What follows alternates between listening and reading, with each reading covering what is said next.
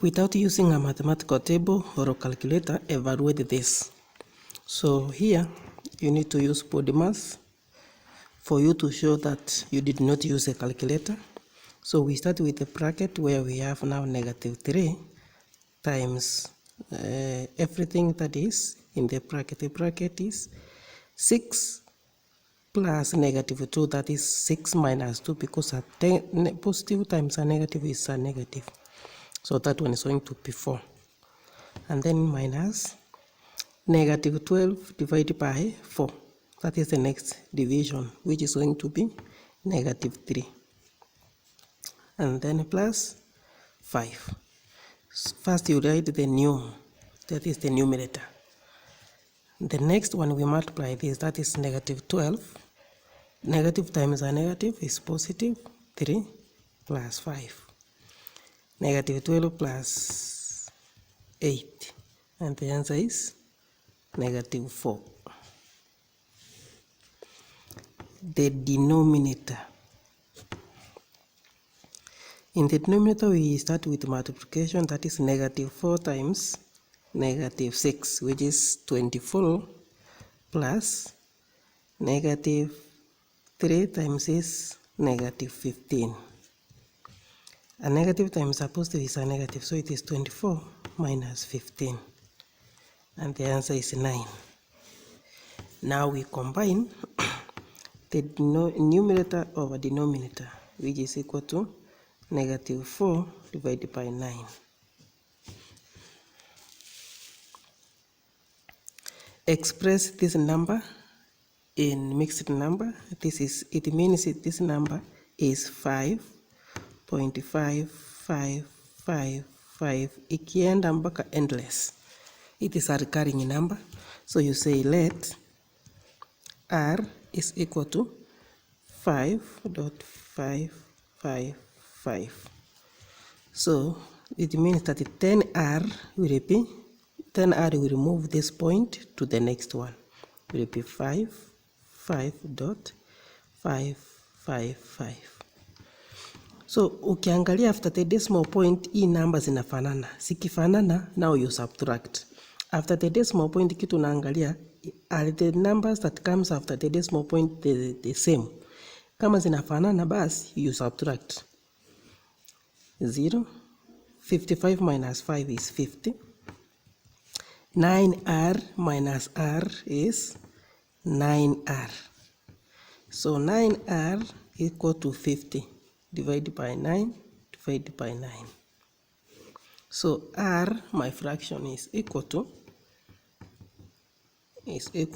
50 divided by 9 is going to be 5, remain 5 over 9.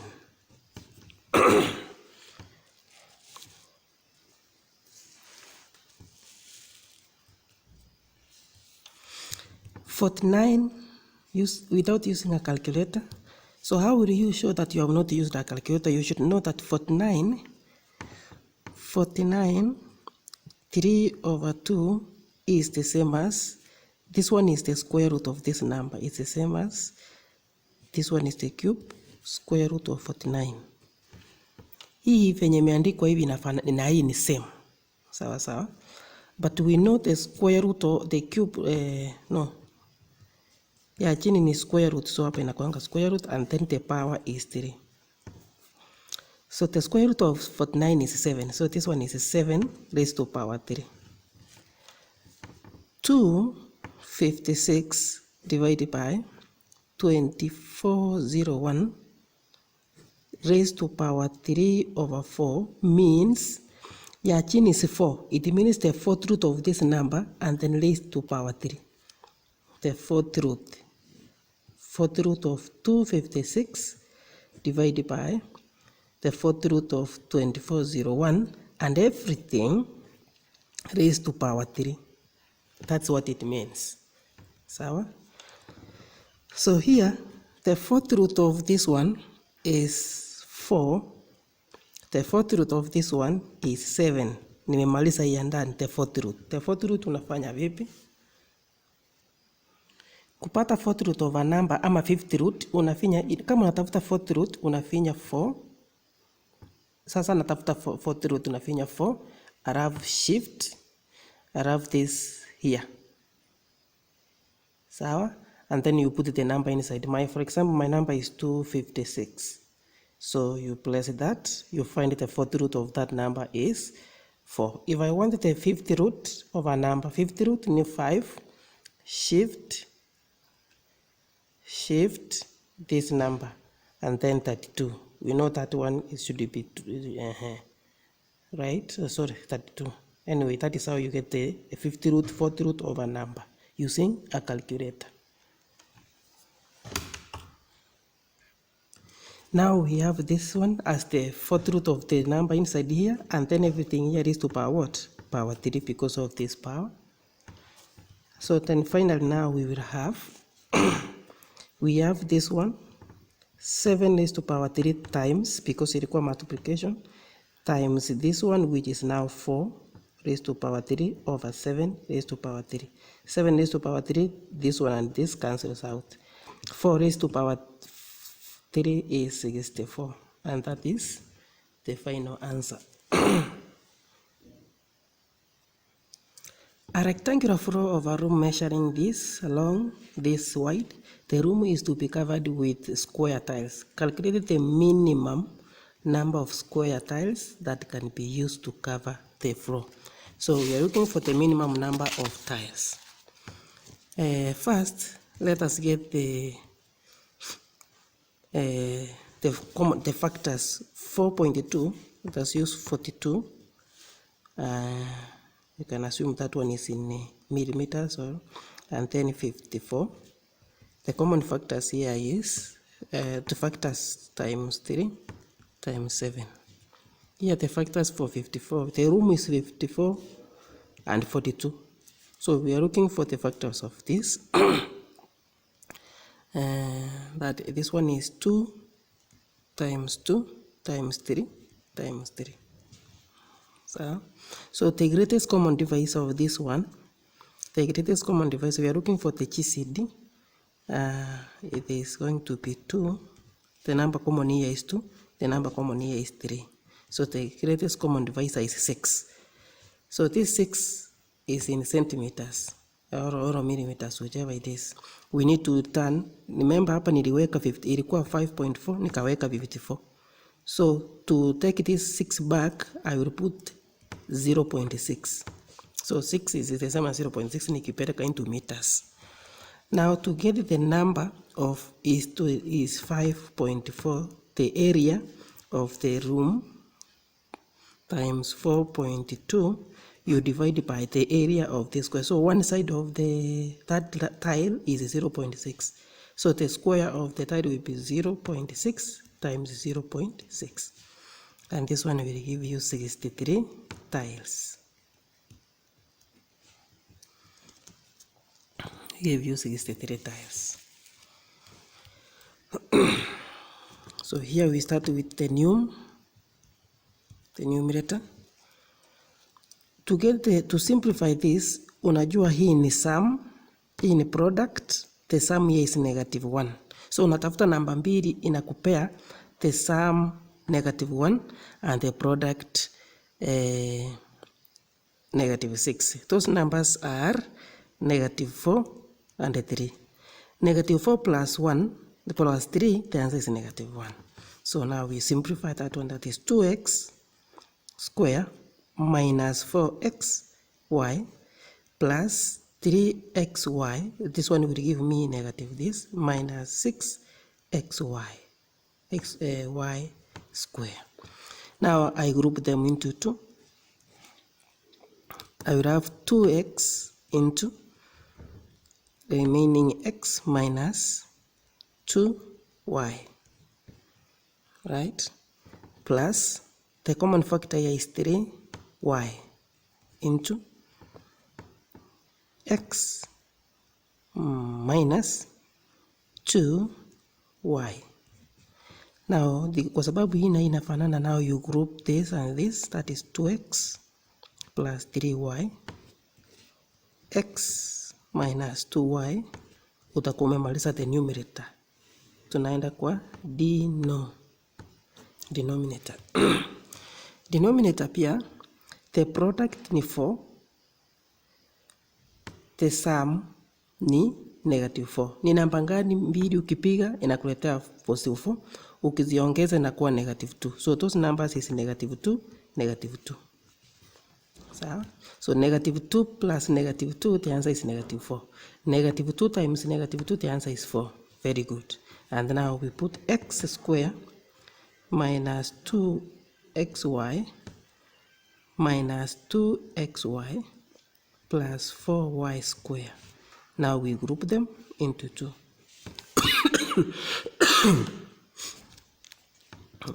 The common factor here is x into x minus 2y minus, the common factor here is 2y into x minus, because a negative times a positive is going to be negative, 2y. So hii na hii inafanana, we combine this and this, x minus 2y, x minus 2y. Now we combine the numerator and the denominator. We have this one as x, 2x plus 3y. I'm copying the numerator, and x minus 2y. We divide by the denominator, x minus 2y, x minus 2y. So this and this will cancel out, and the final answer is 2x plus 3y divided by x minus 2y.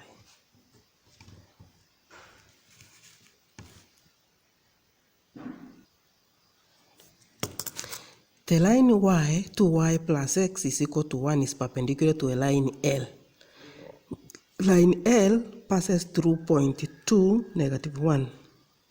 Determine the equation of line 1 in line L in the form of y is equal to mx plus c, where m and c are the constants. So first let us get the gradient of this line, and then we know the relationship between perpendicular lines. So 2y plus x is equal to 1. Ili tupata gradient ya hii line lazima tuandike equation in the form of y is equal to mx plus 1. So tunawacha y on the left side, tunapeleka x on the other side, inakuwa -x plus 1. Lakini for us to know the gradient lazima to make sure hapa inabaki tu ikiwa y. So divide by 2, divide by 2. So y equal to a half negative x plus a half. So the gradient of this line is equal to -1/2. But perpendicular line, when you the relationship between their gradient is that when you multiply their gradient, the answer is -1. So m1 times m2, the answer should be -1. So gradient of L equal to 2. So that 2 times this one, the answer is -1. So now we have the gradient of line 2. The line 2 is passing through 2, -1. We take the general point x, y. Now we can now get the equation. But najua gradient equal to change in y over change in x. So y is y minus this minus 1 over x minus 2. And the answer is 2. This one is the same as y plus 1 over x minus 2 equal to 2. The next thing now is to multiply over 1, cross multiply. We will have y plus 1 is equal to 2x minus 4. Y is equal to 2x minus 4 minus 1. Ikienda pande. Y equal to 2x minus 5. And that is the equation of that line L in the form of y is equal to mx plus c.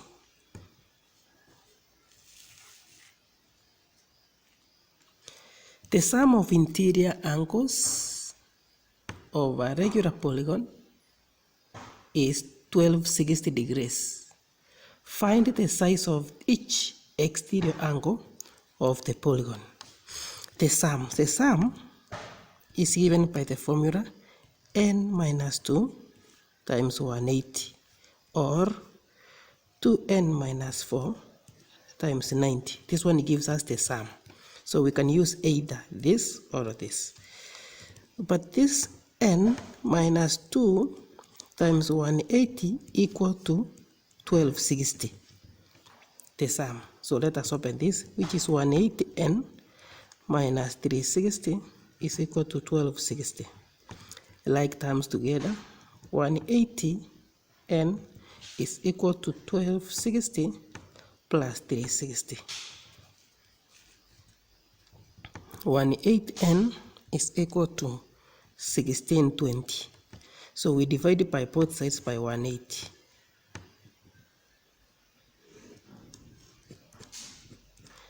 So n is equal to 9. So the number of sides of this polygon is 9. But we are asked to find each exterior angle. Hapo ndio unajua ujanja iko. Find each exterior angle.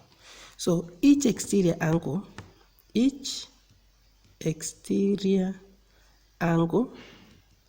of a polygon is given by 360 divided by n. So 360 divided by 9, and that one is 40 degrees. Each exterior angle is 40 degrees. Using the grid below, provided below, solve the simultaneous equation. So we are solving this simultaneous equation using the graph. This is what we call the graphical method of solving a simultaneous equation. Kwa hivyo kwa equation tumepewa, unaandika the value of x, you pick a number that you want to choose. I have picked 3 and negative 3. Sasa kwa hii x, 3 na negative 5, una substitute kwa hii equation. Nimechukua equation ya kwanza ndio hii. When x is 3, that will be 3 minus 4y is equal to 5. So hii positive x itarudi pande hii. So tutakuwa na 3 minus 4y equal to negative 5. When x is 3, mahali kuna x una substitute. So hii itakuja huku itakuwa negative 4y equal to negative 8. Divided by negative 4 divided by 4, so itakuwa 2y. Unafanya the same here. When y is 0, this is now x minus 4y equal to negative 5. Y is 0. If y is 0 here, everything is 0. X will be negative 5. So you find a value. Also, you do the same here. X negative 1. If x is negative 1, it's going to be negative 1. Negative 1 itakuwa 1. 1 itaenda kwa 0. Sawa? Let us see. Negative 1. Negative 1 plus 2y equal to 1. Hii ni 1 plus 2y equal to 1. Hiki kuja huku sitakuwa minus equal 0, so y is going to be 0 like that. So now ziko na hizi points, I want to use them to plot the graph. When x is 3, x-axis x here is 3. What is the value of y? The value of y is 2. So I have this point here. When x is negative 5, x is negative 5, negative 5 is here. The value of y is 0 there. So I have now 2 points I use to draw the line. I will draw my line here.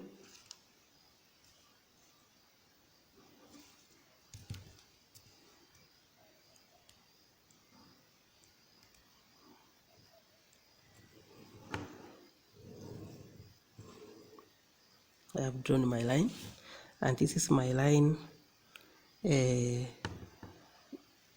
x minus 4y equal to negative 5. That is my line.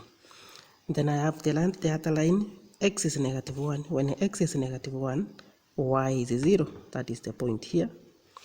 When x is 7, y is 4. Y is 4 here. So I draw this line from here up to there. This is and this is the line negative x plus 2y equal to 1. Now where the two lines meet, that is the solution for the simultaneous equation. So the two lines meet at the point where we have x is 3, y is 2. So x is equal to 3 and y equal to 2, and that was the answer. So you get your marks like that. Given that sin this cos this equal to this, find the value of cos for theta plus 40. Kwanza unafaa kujua sin when combined with these are complementary angles. Complementary angles, they add up to 1 or to 90. So sin theta, sin angle plus cos angle, the answer is 90. So sin theta plus 30 plus cos 2 theta, the answer is 90. Once you have done that, now you do away with the sine or the cosine. You remain with theta plus 30 plus 2 theta, the answer is 90. Theta plus this one, we will have 3 theta plus 30, the answer is 90. Like terms together, 3 theta is equal to 90 minus 30. 3 theta equal to 60. Divided by 3, divided by 3. So theta itself equal to 20 degrees. Theta is equal to 20 degrees. Now, tumeshapata theta, we are going to use to solve this one. Cos into theta plus 40. Now we have cos into 20 plus 40 kwa sababu tushapata theta ni 20. So we will have cos 60. Cos 60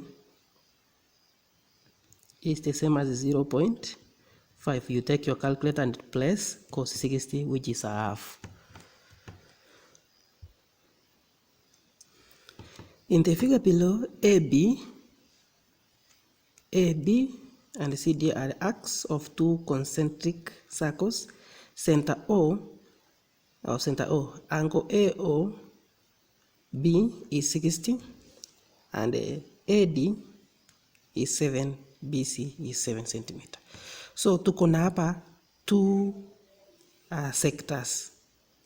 There is this small here and there is this big, but what they share is the angle. So kuna distance, the radius of the big one is r plus 7. The radius for the small one is r because we don't have it.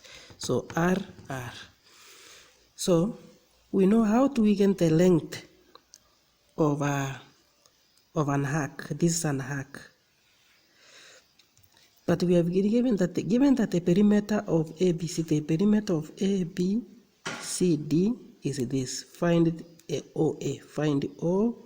The radius of the inner circle. The radius of the inner circle. That's what we are looking for.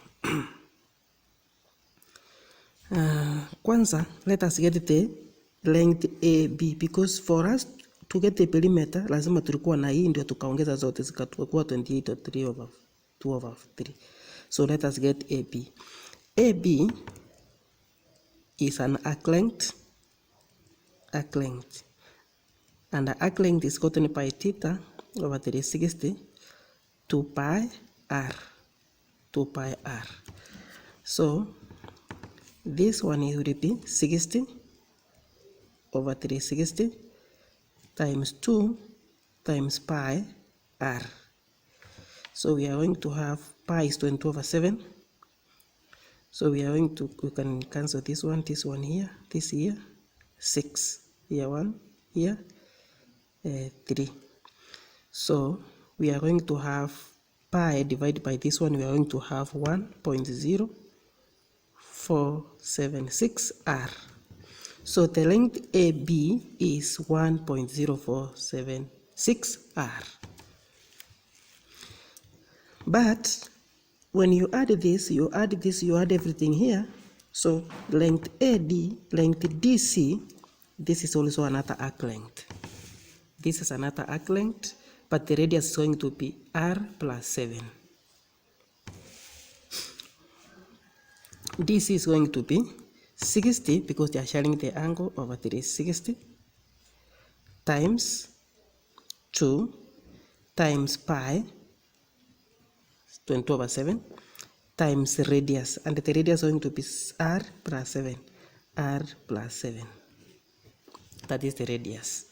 So hiyo yenye tumepata ni DC. DC, and this is DC.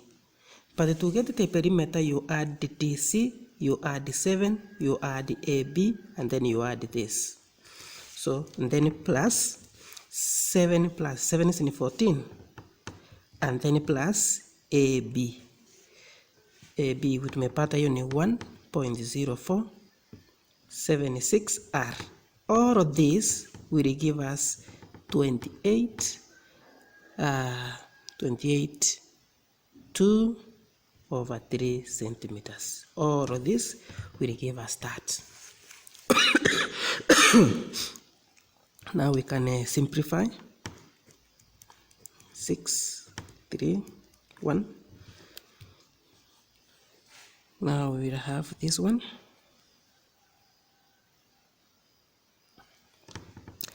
We have pi times r. We will have pi r plus 7 times pi. Here we have divided by 3. That is a 3 here. Or to avoid this confusion, let me remove this pi. So we will have 22/7. Down here there is 3. So we will have 22/21. So 22/21 into r plus 7 plus 14 plus 1.0476 r equal to 28 2/7. So let us open this one. We will have 22/20. Nimesema wapi 27, 21. 7 times 3 ni 21. Over 21 r plus this times this is going to be, the total is going to be, that is 154. 22 times 7 is 154 divided by 21, and then plus 14 plus 1.04 r 76 r 28 2/3. 2/3. So this one like terms together, this plus this, it's going to be 1.0476 r plus e ni plus like terms together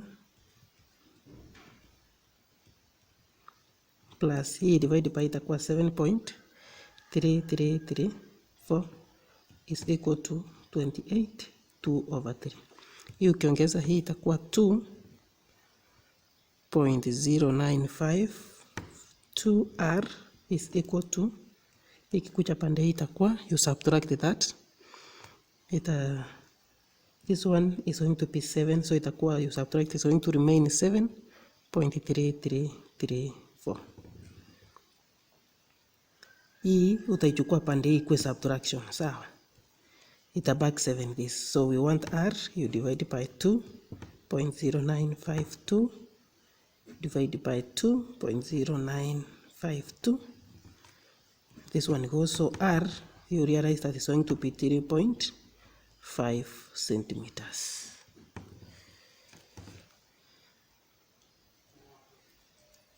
Using a ruler and a pair of compass only, construct a parallelogram ABCD in which AP is 6 cm, PC is this, and angle ADC is 150 degrees.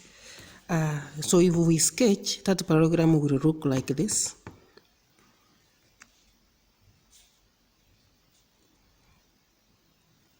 It's going to look like this. So we have AB 6 centimeters, BC 5 centimeters, and DC here. So we have this angle here 150. Sasa swali ni hii angle already iko juu ya hewa, hatujui tutaipata vipi, tutapata aje, lakini unafaa kujua kwamba in a parallelogram these opposite angles they are equal. So hii ni 150. This angle here and this angle they are equal. Sawa sawa. And this angle and this angle they add up to 180. So hapo obviously ni 30. Sawa, hiyo ndio kitu ulifaa kujua. Kwamba kama umepewa the angle ADC, ADC. Sasa wataka aje ujue hii, unafaa kujua kwamba hii na hii zinafanana. Kwa hivyo sasa tunachora line AB na tunatengeneza hapa 150. 150 ni kutengeneza 230 hapa na hiyo story imeisha. So let us do it. So we have our A and AB is 6 centimeters. I have measured my 6 centimeter here. So 6 centimeter, this is B. Now what I will do, I will extend this line. Let me extend this line a little bit here. I will stand here at B and mark a point here. So I will use this point to draw 60 degrees. 60 degrees. Do you know how to draw 60? So this one is 60. I will put a dotted line there.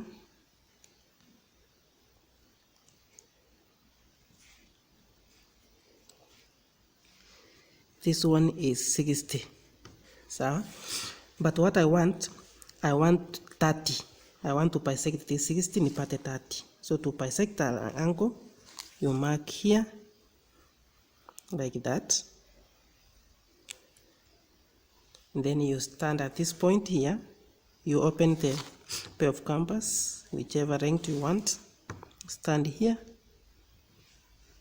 Mark, have a mark up there. Yes.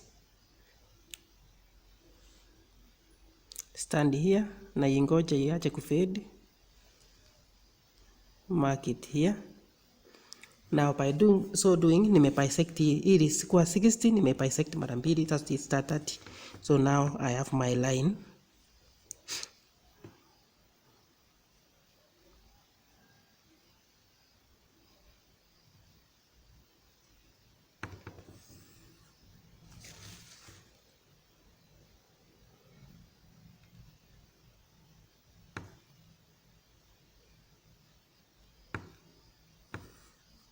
Like that. Sasa ukitumia protractor to check, you realize that this angle, if I measure this angle here, you can clearly see that this is 30. Umeona? It is exactly 30. So kutoka hapa mpaka hapa ni 30. Kutoka hapa mpaka hapa ni 150. So that 150 plus 30 ni 180. So already nimetengeneza 150. Nimetengeneza hii 150 na ile D iko upande huko sijui mahali iko ni 150 because opposite sides opposite angles of a parallelogram they are equal. Now niko na PC which is 5 cm. I measure that. PC 5 centimeters and I give you the measurement. So 5 cm here. So that one is BC. That is C. Now, if I have this measurement here, this AD, hiyo line lazima ikuwe pia 5 cm kwa sababu BC they are parallel. They are parallel, so I will stand it there and do that way. And this line here, AB, lazima itoshane na hii hapa juu. So nitasimama kwa C, niweke mahali hii itakutana hapo, itakutana. So let me again do this.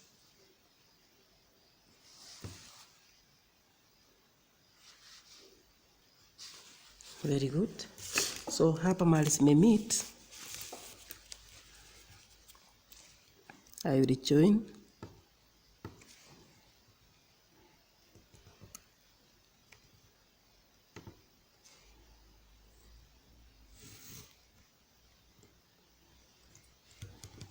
Roho yangu inakaaje?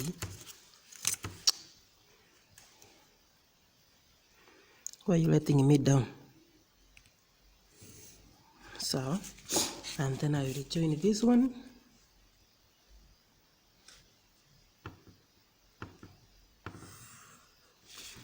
So this is D. Definitely, if you measure now D, if you measure D, you realize it's going to be 150. Let us check.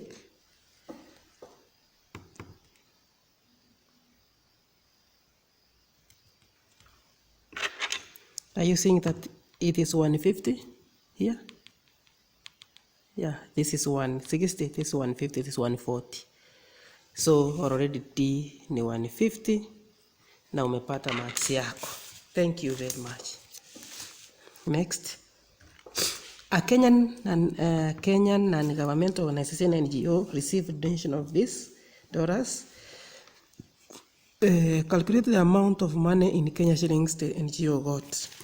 So hapa na unatumia kitu inaitwa for kebu and kevo kefose. When you want to change Kenya to foreign, you use kefose. Foreign to Kenya, you use buying column. Buying column, this one. When you change Kenya to foreign, you use sell column. So this one kuna foreign, so ana change to Kenya. So we are going to use which column? Buy. $1 US is equal to 102.40. Tunauliza hizo zake zenye alikuwa nazo 20 hizo. Itakuwa ngapi? So ni 2 times 10 2.4 divided by 1. Itakuwa 480 million. So this one is in Kenya shillings. He used 90%. He used 90% donation to buy a machine from Japan. Calculated the cost of the machine to the nearest Japan yen. So let us now get the 90%. So 90 over 100 times this 20, 48,000. This will give us 184, 320, 18 million, 420,000.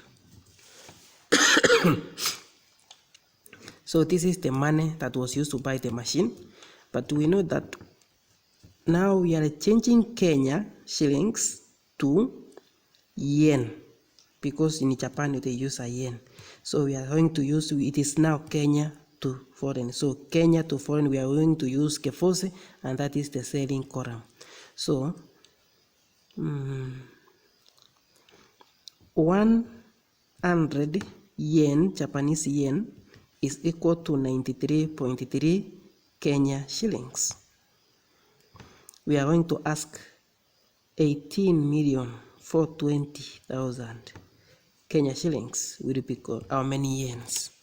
So we will have 18,420,000 times 100 divided by 93.3. And this one gives us 19,755,627 yen.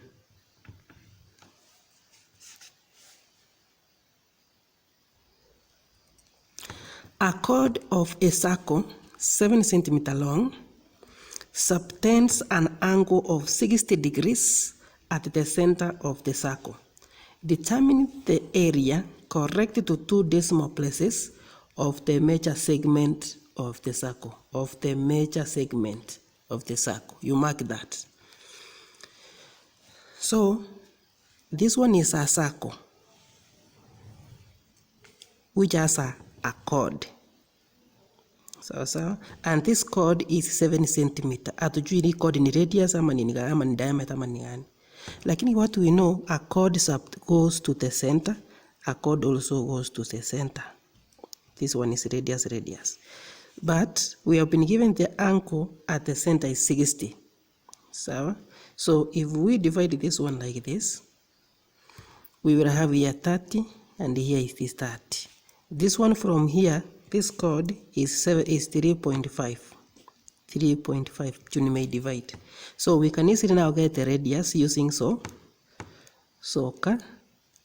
toa. So our radius is given by sine 30 is equal to opposite which is 3.5, divided by hypotenuse, which is the radius. So my radius here is going to be 7 centimeters. Sasa nishapata the radius. Na tumeambiwa to calculate the area. So from here up to here is 60. Hii ni 60 na hiyo ni minor segment. So the major segment is this one, which is 360 minus 60, which is 300 degrees. Sasa. So hapo ndio nilikuambia mark the major segment. Sawa? So the major segment itakuwa na 300 degrees. Now we know how to get calculate what? Determine the area. So area of a segment is given by theta over 360 pi r square. That is the area. But now our angle is going to be 300 because it is a major segment. 360 times by 22 over 7 times radius is 7 square. This one will give us 128.3 centimeters square.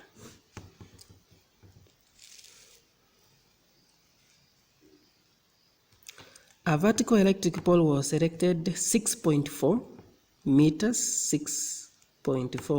from the foot of the vertical fencing pole on the same horizontal level.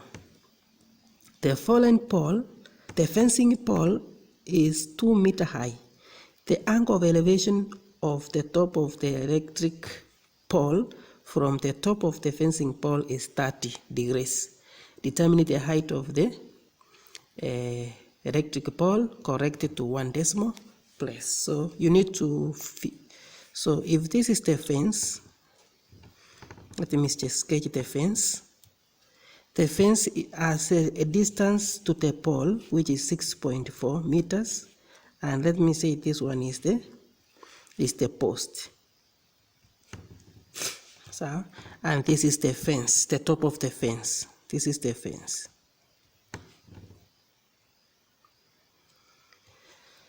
So, at this point, the fence and the pole are the same height. But from here now, there is an angle of elevation here. Ambao tumeambiwa, the angle of elevation of the top of the electric pole, this is the electric pole, from the top of the fencing, this is the electric pole, this is the pole, and this is the fence. The angle of elevation of the top of the electric pole from the top of the fencing pole, this is the top, is 30 degrees. But we know the fence is 2 meters high. So from here also is 2 meters. So what we don't know is this. But we know from here up to here, from here up to here is the same. So here is 6.4. So we simply have x. We want to get x. Tumeulizwa the height of the pole, the electric pole. That's simple. We use tukatoa tan theta equal to toa opposite over adjacent. So opposite x over adjacent 6.4. So tan 30 will be opposite x divided by 6.4. So x is going to be 3.695 meters. So that is x. But we want to determine the height of the electric pole from here up to here. So from here up to here is 2, from here up to here is 3.4. So the height will be 3.695 plus 2. But to 1 decimal place, so we are going to have 5.7 meters. 5.7 meters.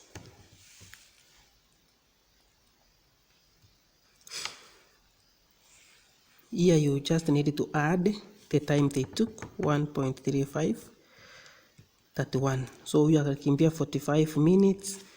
For seconds, we are kimbia 43 seconds. This is 0, 0, 0, 0. Kimbia 44. We are kimbia 45. So you simply need to add. You will find the total time they took is 38.28.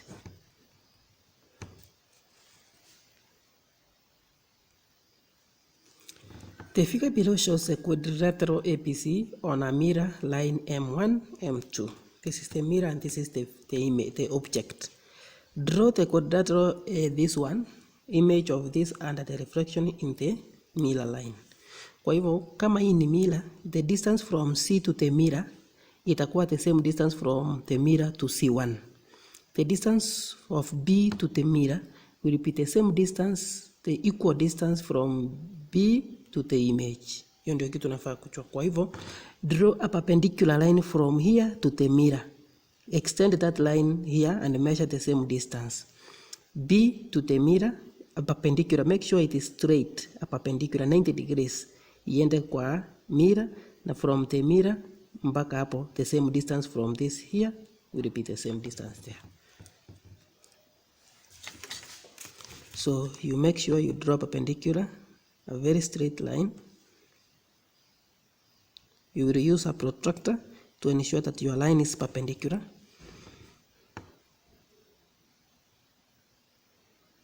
You will use a protractor to measure and make sure your angle is perpendicular. Perpendicular lazima ikuwe 90 degrees to the mirror, 90 degrees. So the same distance from C to the mirror will be the same distance from the mirror to where C is. So the same distance from B to the mirror will be the same distance from the mirror to the image. The same A here will be the same distance from here to the image. The same distance from here to the ingia. Now join C to C prime to where the same distance venye nimesema kutoka hapa mpaka hapa. Object distance and image distance lazima zikuwe the same. So mpaka hapa. It means hapa ndio tuko na C prime. D prime the same from here. So from here up to here, this is where we have D prime. The same distance from B mpaka hapa. This is where we have B prime. A prime. From here up to here.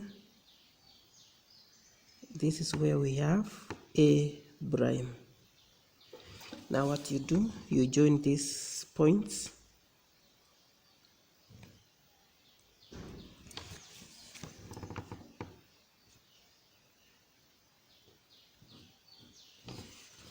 You join CD, join AD prime, and that is our image, which is exactly this one but inverted.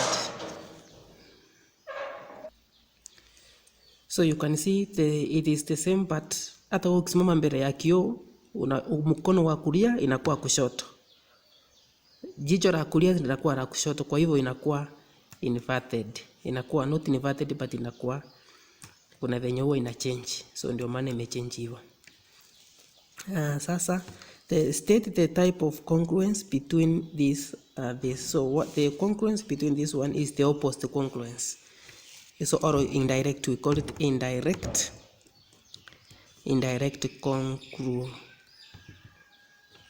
congruency or opposite congruence. Opposite congruence.